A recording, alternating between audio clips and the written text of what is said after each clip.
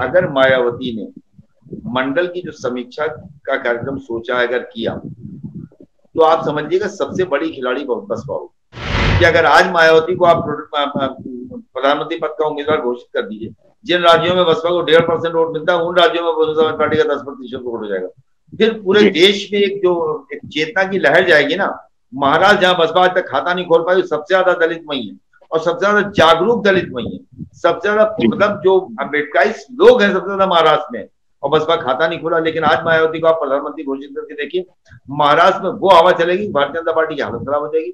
Madhya Pradesh, Rajasthan, south के राज्यों में, केरल में, आसाम में, जहां जहां भी शेड्यूल कास्ट है, वो मायावती प्रधानमंत्री। और कौन कह रहा है? कांग्रेस से लेकर तमाम दल कह रहे हैं कि मायावती को प्रधानमंत्री बनाएंगे। तो वो फिर जो एक हवा चलेगी, वो फिर मायावती को सचमुच प्रधानमंत्री होने से नहीं रोक पाएगी। तमाम जो एनालिसिस हैं, वैसे तो अभी एनालिसिस का समय नहीं है क्योंकि अभी राजनीति के अंदर बहुत उतार चढ़ाव आएंगे, बहुत बदलाव आएंगे। लेकिन क्या लगता है उत्तर प्रदेश की राजनीति को कौन होगा इस वक्त जो किंग है, वो कहाँ पे जाएगा, किस नजर से देखते हैं? आप क्या कहना चाहेंगे? समय नहीं है लेकिन फिर भी जो इस वक्त की राजनीति है उस पर हम लोग आपसे जानना चाहेंगे। देखिए, उत्तर प्रदेश की राजनीति में अगर जैसा सूचना मिल रही, खबरें मिल रही हैं, जो बातें निकल के आ रही, अगर मायावती ने मंडल की जो समीक्षा का कार्यक्रम सोचा अगर किया, तो आप समझिएगा सबसे बड़ी खिलाड़ी बसपा होगी। मैं एक इंटरव्यू कर रहा था ओम प्रकाश राजभर का। ओम प्रकाश राजभर बड़ा खिलाड़ी है।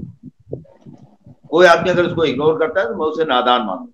भाजपा के साथ था, भाजपा जीती, सपा के साथ गया, सपा जीती, और इस वक्त कहीं नहीं है तो अपनी पार्टी और संगठन मजबूत कर रहा है। ओम प्रकाश राजभर ने एक बात मेरे सवाल के जवाब में कही थी, ओबीसी समाजवादी पार्टी में अगर मुझे ले जाना है तो मैं जेसीबी से उसे ठेलूंगा। पूरब में एक शब्द है ठेलना, ढकेलना, उठाना। जेसीबी से ठेलूंगा तब भी ले जाना मुश्किल है। और बसपा में ले जाना होगा तो सिर्फ ट्रैक्टर खड़ा करके कह दूंगा कि बसपा में चलना है। ओबीसी खुद कूद के ट्रैक्टर पे बैठ जाएगा। तो जिस दिन बहुजन समाज पार्टी अपने पुराने स्वरूप में आएगी, मायावती अपने आप को बाहर मंडलीय समीक्षा में भी निकाल देंगी, तो अति पिछड़े समाज का जो वोटर है वो बसपा के साथ अपने आप को सिक्योर महसूस करता है, वो बढ़ेगा। और जब वो बढ़ेगा तो मुसलमान भी बसपा की तरफ आकर्षित होगा और ब्राह्मण भी समाजवादी पार्टी की जाने की जगह पे बसपा के साथ जाएगा। और उस पर अगर कहीं गठबंधन का तड़का लगेगा तो आप ये समझिए उत्तर प्रदेश की सबसे बड़ी प्लेयर अगर कोई साबित होगी तो वो मायावती जी।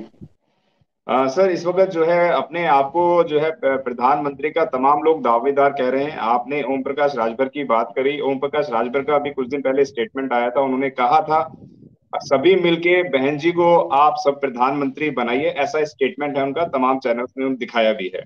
सब मिलके बहन जी को प्रधानमंत्री बनाइए तो मैं बिल्कुल एक फोन कॉल पे आ जाऊंगा और 2 घंटे पहले भी पहुंच जाऊंगा। तो उनके स्टेटमेंट को किस नजर से देखते हैं, क्या कहना चाहते थे इस सरल भाषा के अंदर, वह बताएं। देखिए, ऐसा है ना, ओम प्रकाश यादव ने ये एक बार नहीं कही है, अपने भाषणों में कही है, रैलियों में कही है, मीटिंगों में कही है, प्रेस कॉन्फ्रेंस में कही। उनका कहना है कि अगर आप भारतीय जनता पार्टी को हराना चाहते हैं तो हराने के लिए एक मतलब आपके पास जिद है। तो इससे कहने से पहले मैं आपको बताऊं कि जैसे भारतीय जनता पार्टी कांग्रेस मुक्त भारत चाहती थी।